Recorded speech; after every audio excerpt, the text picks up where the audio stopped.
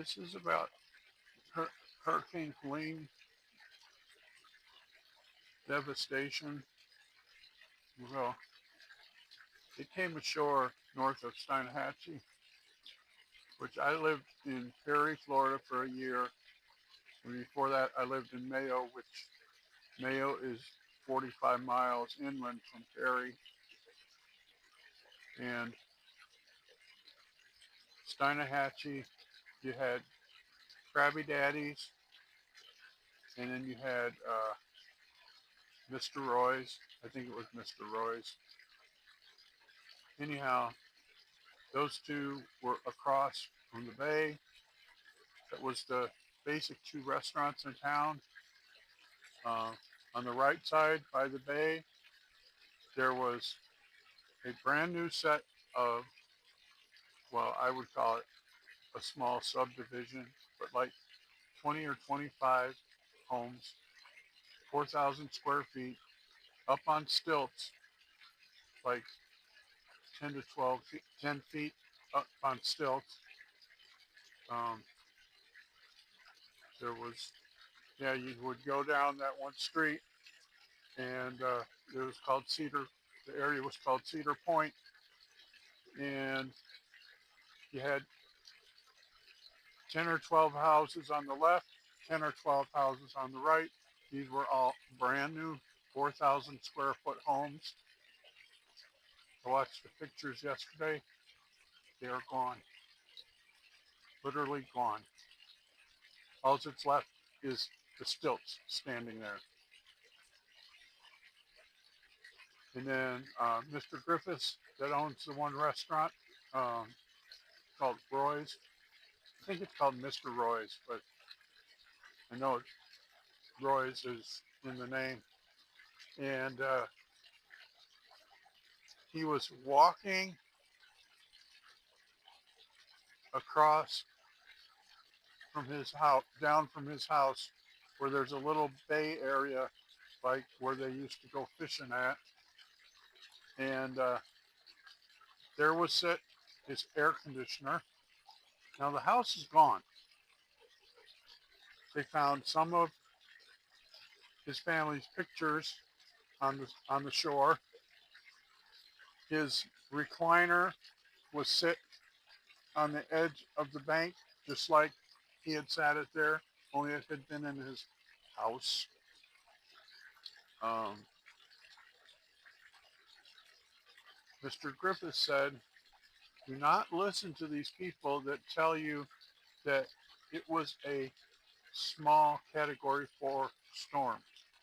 He said this was at least a category 5. He said north of there, he said there are whole towns wiped away. He said the wall of water that came in there at Steinhatchee was, the storm surge was 22 feet tall with 15-foot waves on top of the 22 feet. He took and showed um, all of the hotels are up on stilts. He showed the one hotel where you could see the water line at the top of the pillar for the second floor up from the stilt. That's how high the water was.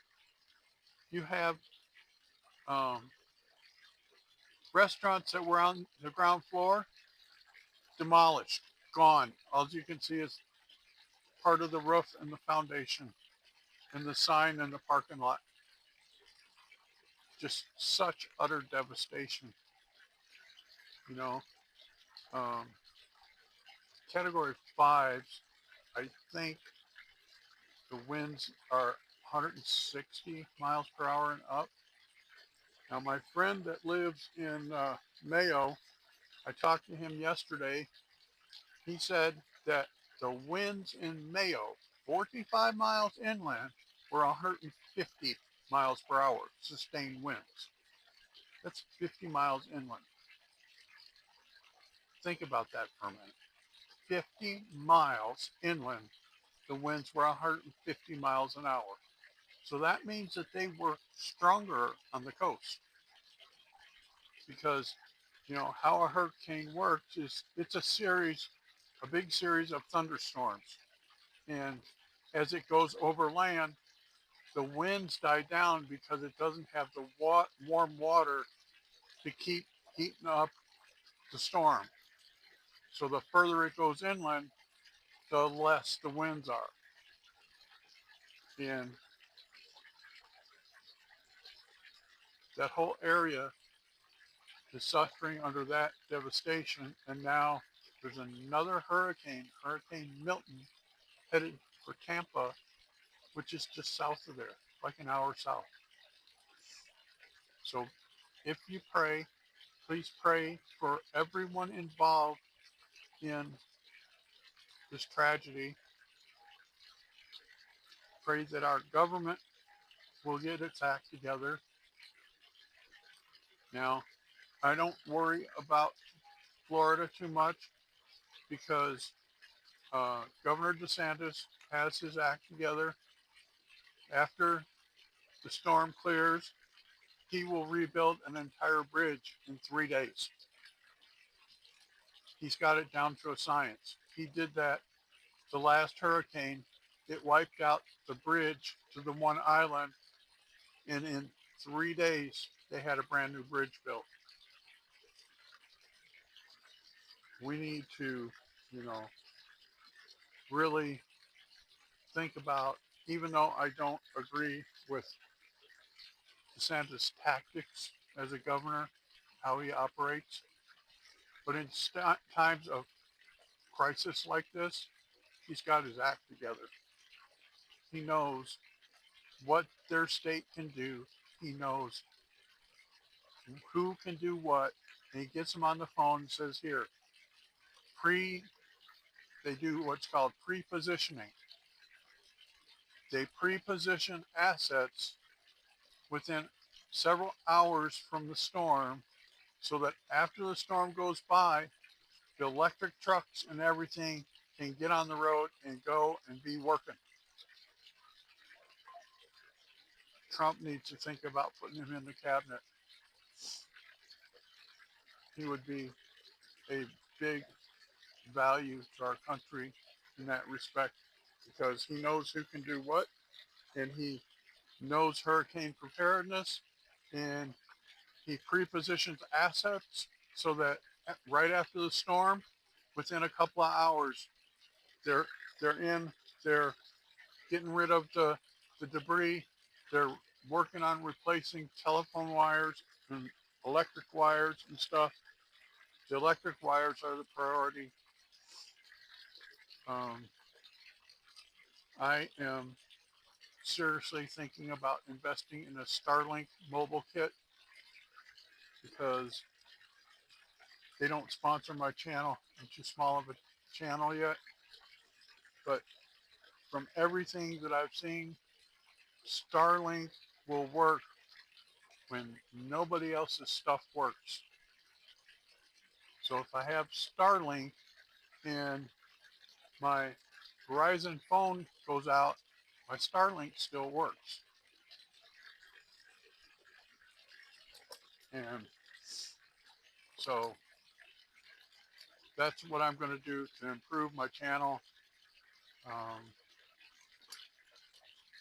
this is just such a huge thing. We've never seen such devastation before. Yeah, Florida gets hurricanes all the time, but hurricanes don't hit North Carolina in the mountains, Tennessee in the mountains, Georgia in the mountains. This thing went up and came ashore by Steinhatchee, north of Steinhatchee, and it went up through Atlanta, and then they said it was going to curve to the left and go towards Nashville.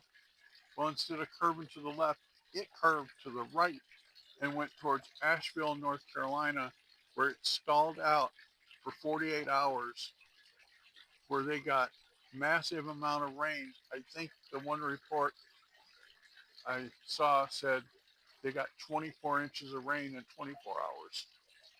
That's a lot of rain in a mountain town. Just baffles the mind. You know, we go about our own lives. Like I live up here in Montana. There ain't gonna be no hurricane up here. Nope. I moved up here for two reasons: to get away from rude people and to get away from the hurricanes every summer. Hurricane season in Florida starts in June and goes to November. Anyhow, that's my 2 cents. Um, please like, share, and subscribe, and we'll see you around the block. Bye.